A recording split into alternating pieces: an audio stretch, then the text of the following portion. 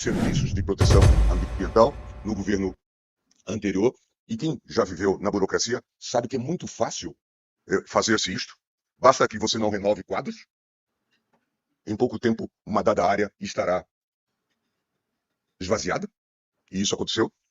E o Supremo teve que intervir para fortalecer o fundo do clima e o fundo da Amazônia, que havia sido afetado. Então, também o Supremo teve que intervir no que concerne a resoluções do Conselho Nacional do Meio Ambiente, CONAMA, que revogava 3 resoluções do órgão que tratavam de empreendimentos de irrigação de faixa mínima de distância ao redor de áreas de preservação permanente, APP, e da proteção de manguezais e restingas. Hoje, me parece que estamos já vivendo uma nova consciência e também percebemos que a não observância de determinadas regras de cautela e de preservação e orientações de cuidado, ou o dever de cuidado, como assim se fala, causa problemas incontroláveis. Nós vimos a tragédia do Rio Grande do Sul, as enchentes que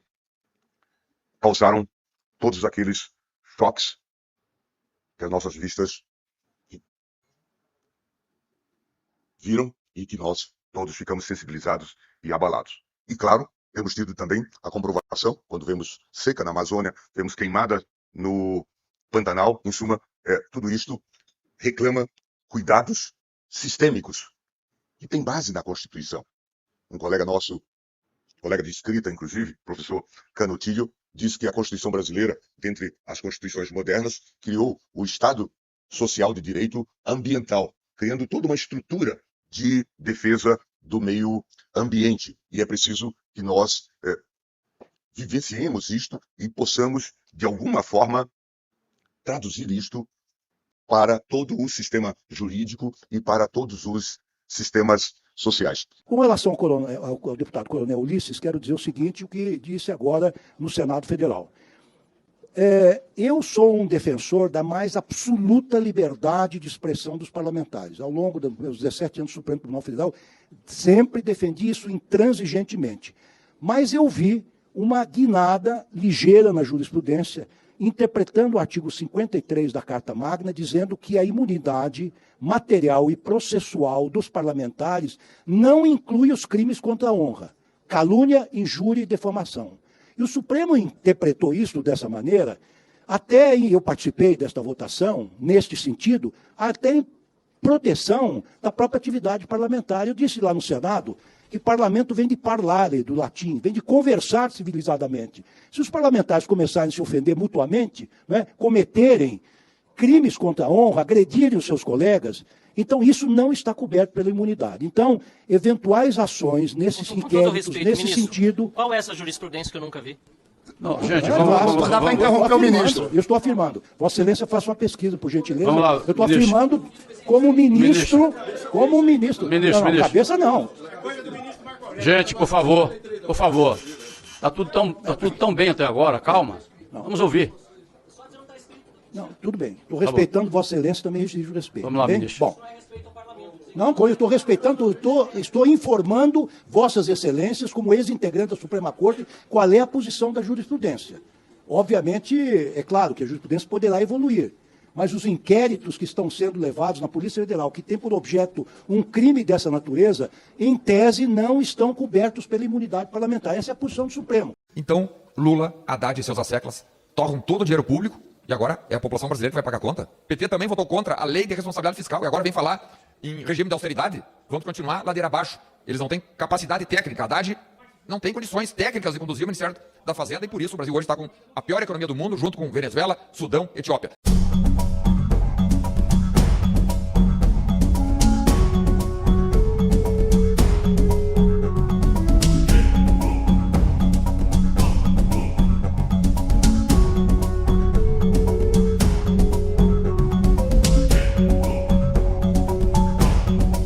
O presidente Lula está comemorando hoje um PIB, e é o Brasil que comemora, um dos maiores PIBs que nós tivemos em todo o tempo. O Brasil tem um crescimento esse ano de 4% na economia mundial. O Brasil cresceu nesse último trimestre como cresceu a China.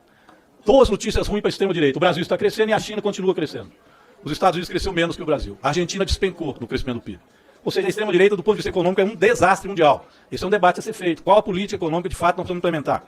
A pobreza no Brasil, vocês viram hoje? A comemoração que nós diminuímos para o menor índice histórico do Brasil, a pobreza. Graças às políticas do presidente Lula, política de inclusão de renda. Isso é uma comemoração a ser feita. As escolas públicas têm aumentado o número de vagas, desde a Constituição de 88, que nós ampliamos as vagas e graças à escola pública, as crianças, jovens, estão frequentando escolas. Temos que melhorar sim. Creche pré-escola, por exemplo, ainda tem déficit. Nós precisamos de zerar déficit de escola. Esse é um bom debate a ser feito aqui. Como zerar o déficit? E não ficar discutindo isso na escola. Teve um professor que fez isso ou aquilo, ou outro que fez aquilo ou aquilo, para tentar criminalizar a escola pública. Isso não pega. Isso não é a realidade global e geral. Isso está na cabeça de vocês, que estão lá na Idade Média até hoje, com preconceitos enraizados. Preconceitos que atrapalham, inclusive, a unidade do nosso país, atrapalham para que a gente tenha um projeto de autonomia própria de nação, que cresça, que desenvolva, que é o que nós estamos fazendo agora. Depois de 4 anos terríveis de bolsonarismo, que, aliás, foi o único presidente da República que conseguiu perder a eleição no cargo que está. Então, realmente demonstra que, com o dinheirão que gastou, ainda perdeu a eleição. Façam uma avaliação mais concisa desse processo. O PIB cresceu de novo acima do previsto. E uma outra ótima notícia. O Lula isenta de imposto de renda todas as pessoas que recebem até R$5.000, 26 milhões de brasileiros. Mas isso o mercado não gostou. Vejam, mesmo com a economia indo bem, o mercado reage mal à isenção do imposto de renda. Por que será isso? Hoje eu ouvi um economista tentar explicar. Abre aspas, ele disse o seguinte: o mercado não tem certeza que o Congresso vai aprovar a compensação desta medida e isso pode prejudicar a receita. Fecha aspas. Mas qual é mesmo a compensação prevista pelo governo? Cobrar mais de quem ganha mais. Exatamente isso.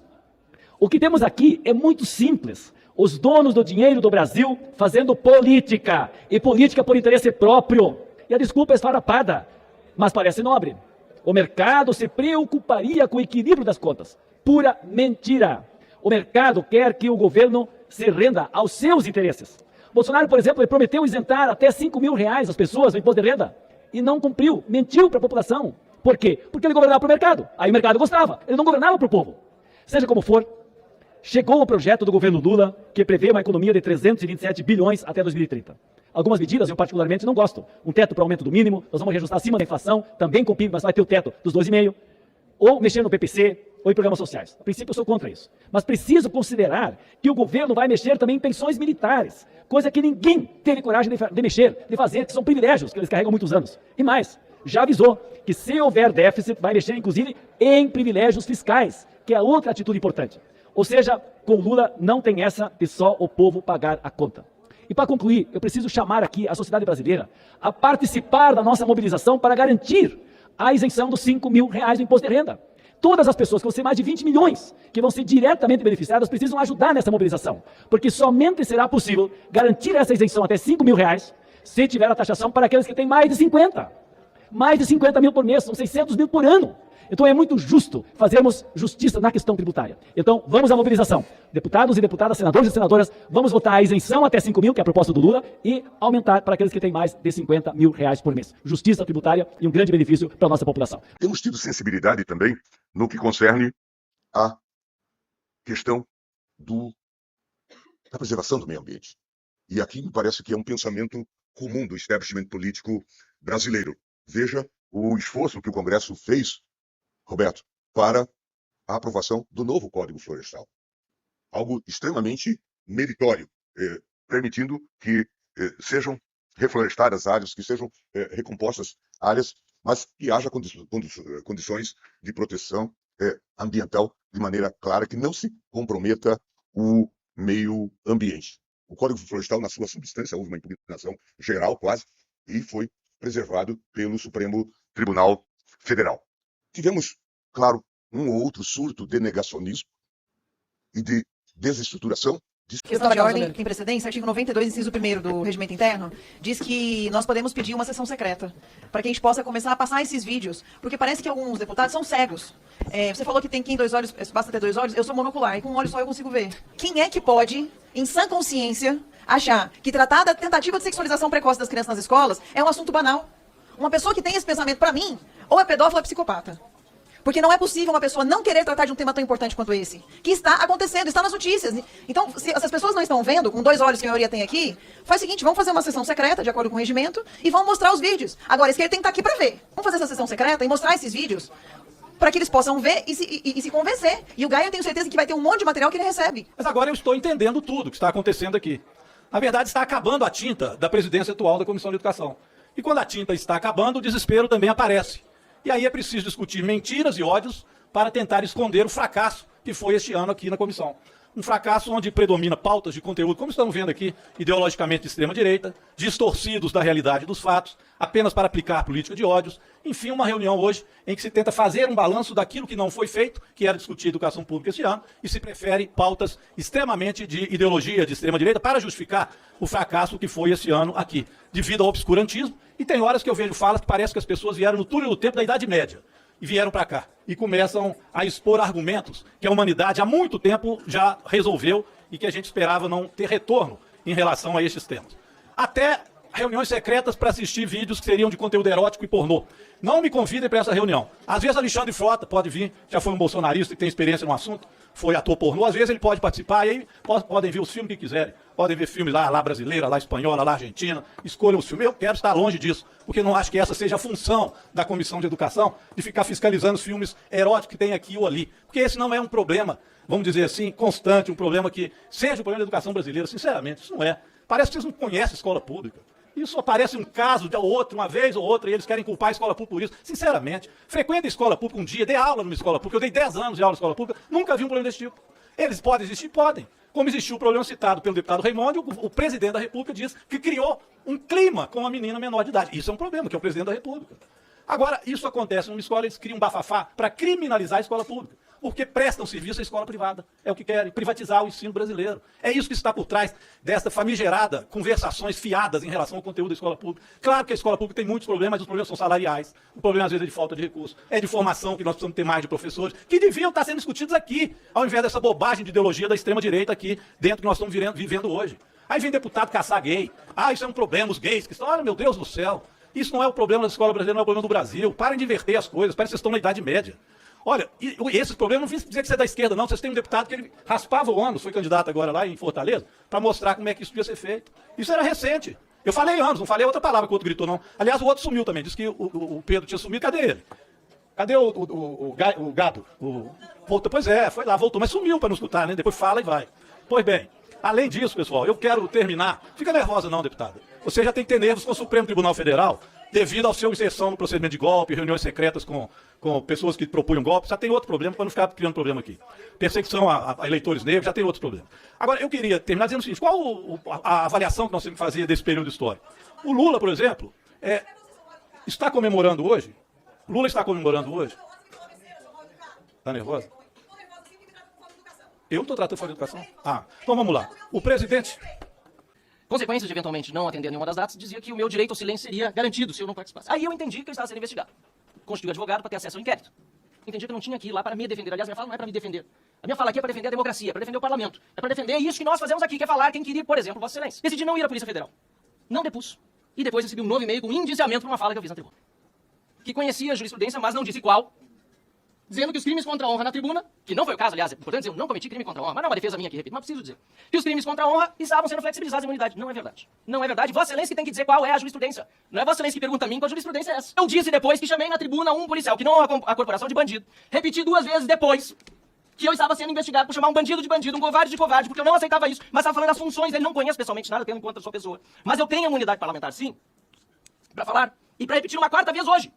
Isso é entendimento que eu estou fazendo crime contra a honra, porque o seu chefe da Polícia Federal, o diretor-geral Andrei, que está aqui, não me prende agora, em flagrante delito. Se é um crime contra a honra que eu estou cometendo, que me prenda. Eu não posso admitir esse tipo de comportamento. Eu acho que a revolta e a indignação do deputado Van Hatten seria de todos nós. E ser indiciado por um delegado é jogar o artigo 53 da Constituição na lata do... Na AP, Ação Penal 1044 do Distrito Federal, esta imunidade relativa do ponto de vista de impedir-se crimes contra a honra sejam assacados da tribuna, ou mesmo deputado fora do ambiente congressual, que ele não deixa ser um representante do povo, isto foi assentado nesta AP 1044 do Distrito Federal. Eu mesmo, aliás, quero dizer que fiquei muito honrado com o trecho que Vossa Excelência leu, em que eu citei os doutrinadores Reinstein e Silverglade, dizendo que a imunidade parlamentar evoluiu historicamente e que é um direito que realmente deve ser preservado, porque os representantes do povo devem ter a mais ampla liberdade da palavra. Mas eu, em negrito, continuei logo depois do trecho que Vossa Excelência leu, dizendo o seguinte, digo o seguinte, em negrito: relembro, no entanto, assim como qualquer direito, que a liberdade de opiniões e de palavras no exercício da atividade parlamentar não é absoluta. Sempre que houver abuso, o Poder Judiciário deverá honrar a responsabilidade institucional que lhe cabe, protegendo os direitos individuais contra os excessos, independentemente de provirem de representante do povo, os quais têm o dever, pelo cargo que ocupam, de agir à altura de sua função. Esse é o meu voto que eu proferi nessa ação, que tem 37 páginas, que deixo à disposição aqui da presidência da comissão. Deputado Van Hatten... Esse caso não é da tribuna da Câmara. Me permita fazer essa ressalva. Sim. Este caso não é da tribuna da Câmara. Sim. E até o momento não há, salvo me prove em contrário, uma manifestação do Supremo Tribunal Federal de flexibilização da imunidade da tribuna. Não há até esse momento, no Supremo Tribunal Federal, jurisprudência a ser seguida pela Polícia Federal, muito menos pela Polícia Federal, para abrir de ofício desse jeito, uma investigação por uso da tribuna. Me perdoe só a explicação, mas acho que contribui para o debate. Bem colocado. Bom, tudo bem, respeito do ponto de vista de Vossa Excelência, mas nesta AP 1044 estou citando várias jurisprudências nesse sentido. Agora, tudo bem, o caso que nós estamos debatendo aqui será debatido, será discutido e decidido pelo Supremo Tribunal Federal. Quero dizer que... Alguém da assessoria? Não. Vossa Excelência está se referindo a uma profissional de escola, doutora pela Universidade de São Paulo, especialista... Eu quis contribuir, não me entenda mal, porque não foi em nenhum momento... Especialista desculpa se entendeu diferente, de forma nenhuma. Em internet e secretário de Direitos Digitais, que nos honra com sua presença. Bem, então, deputado, o que eu quero dizer é o seguinte: este inquérito foi aberto por uma representação daquele que se sentiu ofendido. E diante de uma representação, qualquer policial é obrigado a dar sequência a este inquérito, esta investigação, aliás, autorizada pelo Supremo Tribunal Federal. Me permita novamente. Quem iniciou com a notícia de fato foi o chefe de gabinete do diretor-geral da Polícia Federal. Não foi representação feita pelo delegado supostamente ofendido. Quem fez foi o chefe de gabinete do diretor-geral da Polícia Federal, e me surpreende que Vossa Excelência não saiba. A representação foi oferecida, andou por 9 delegados da Polícia Federal e 6 agentes. Eu me pergunto se a Polícia Federal não tem mais o que fazer do que ficar aí, por meio do chefe de gabinete do diretor-geral da Polícia Federal, acossando parlamentares. Possivelmente, deputado, eu não quero entrar nesse mérito, porque eu faço questão de não conhecer nenhum inquérito da Polícia Federal enquanto Polícia Judiciária. Eu traço uma linha divisória, um muro, uma barreira, porque essa é uma atividade em que tem plena autonomia. Possivelmente, deputado, a corporação como um todo tenha se sentido atingida em sua honra. Isso explica que outros, além do vitimado, supostamente vitimado, tenham pedido a abertura do inquérito. Mas isso torna ainda mais grave, ministro, porque a corporação tentar fazer perseguição contra um parlamentar e investigar... Eu não estou aqui... O senhor certamente será julgado de acordo com os cânones do Estado de Direito. Ou seja, exercendo seu contraditório, a ampla defesa, com todos os recursos, porque o Supremo Tribunal Federal, pelo menos nos 17 anos que eu lá militei, enseja ao supostamente, enfim, acusado, todas essas prerrogativas que estão listadas na Constituição. Esse caso tem umas agravantes muito sérias que eu preciso veicular. Quer dizer, a família do delegado foi atingida. Circulou na internet uma foto de um filho de 3 anos com a placa de procura-se. A gravidade desse fato, em tese, é muito grande. É muito grande. Pô, não sei quem fez, vai ser apurado, eu não estou acusando você. Eu estou dizendo que os fatos são graves, serão apurados dentro da lei. E quem estiver sendo quem foi indiciado, ele terá a mais ampla defesa nos termos da Constituição Federal. Tá bem? Registro apenas, presidente, não foram respondidas 2 perguntas importantes. A questão do alvorada não foi respondida, que vai ser feito um short. Tá bom. De deixar claro. E por fim, ministro, eu não estive no alvorada. O senhor não, eu sei. Eu estava no Uruguai. Eu sabia o que o seu diretor foi fazer. Mas para concluir, já que o senhor não vai responder, para concluir, presidente, eu não estou tendo devido processo, porque não é, mas eu quero que os abusadores que hoje me atacam tenham o devido processo. Os abusadores de autoridade terão no devido momento. O que estão fazendo hoje é absurdo.